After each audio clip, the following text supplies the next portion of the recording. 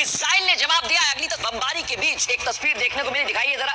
Rafa border खोल दिया गया और दावा यह किया गया कि खाने का सामान, राहत सामग्री राफा बॉर्डर के जरिए भेजी गई। ये आप देख रहे हैं, इन ट्रकों में कई सारा सामान रखा हुआ था और आज इन्हें खोल दिया गया है और इन्हें जाने की इजाजत दी गई है। लेकिन बड़ी बात यह कि ये तो आपने देख लिया, राहत सामग्री पहुंचाई जा रही है, लेकिन आज एक बड़ी बैठक हुई है, दिखाते हैं आपको।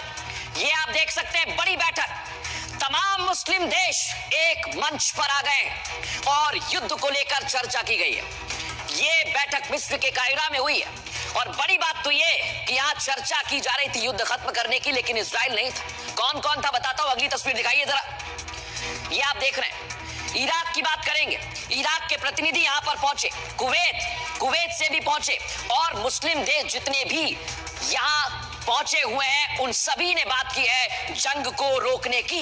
लेकिन सवाल बना हुआ है, क्या जंग रुकेगी या फिर भीषण युद्ध होगा, बताएंगे आपको।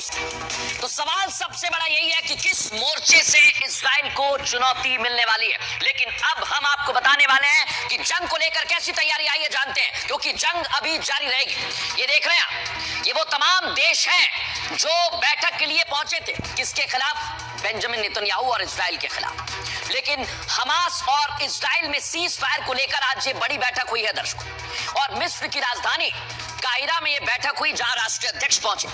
राष्ट्रपति अल सीसी की अध्यक्षता में मौजूदा हालात पर चर्चा की गई है। सीज फायर पर चर्चा हुई, लेकिन बैठक में इजराइल मौजूद नहीं था।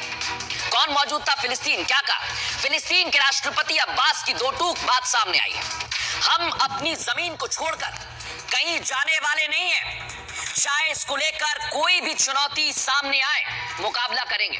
और इजराइल पर महमूद अब्बास ने गंभीर आरोप भी लगा दिए हैं। स्कूल, अस्पतालों और औरतों के साथ साथ बच्चों पर बम दागे गए, ये इजराइल पर आरोप लगाए हैं दर्शकों। इसी तरह के मानवीय कानून का उल्लंघन किया गया है, हर तरह के कानून को ताक पर रखा गया। सऊदी अरब भी इस बैठक में मौजूद था। क्या कहा? सऊदी अरब इस बैठक में शामिल हुआ और मानवीय कानून के उल्लंघन को लेकर निंदा व्यक्त की है। हम गाजा में तुरंत सीज फायर चाहते हैं, ये सऊदी अरब ने कहा है, और पूरी दुनिया इस संकट का समाधान निकाले, इस पर जोर दिया है। जॉर्डन भी आया था इस बैठक में। जॉर्डन के किंग अब्दुल्ला का पश्चिमी देशों पर इस बैठक में निशाना देखने को मिला। फिलिस्तीनियों की मौत पर चुप्पी को लेकर उन्होंने सवाल उठाए और फिलिस्तीनियों को बेघर करने से अरब देश और अरब की जो पूरी दुनिया वो चिंतित है। मिस्र मौजूद था, मिस्र में बैठक हो रही थी। मिस्र के राष्ट्रपति अल सीसी का ऐलान आज इस बैठक में देखने को मिला। मिस्र की राफा क्रॉसिंग अब खुली रहेगी, जो तस्वीर अभी हमने आपको दिखाई है, और गाजा के लोगों की मदद जारी रहेगी। बैठक के सफल होने को लेकर इजराइल ने सवाल उठा दिए, क्योंकि समिट में, बैठक में इजराइल का कोई प्रतिनिधि मौजूद नहीं था दर्शकों, और इजराइल बैठक में कही गई बातों को मानेगा, इस पर भी संशय बना हुआ है। लेकिन साफ कर दिया इजराइल ने कि हाँ, वो मानेगा बहुत हद तक। लेकिन अब आपको यह भी बताने वाला हूं कि इस बैठक के बाद बयान भी सामने आया है। क्या कुछ कहा गया है वो जरा आपको सुनवाते हैं। وسنبقى صامدين على أرضنا مهما كانت التحديات.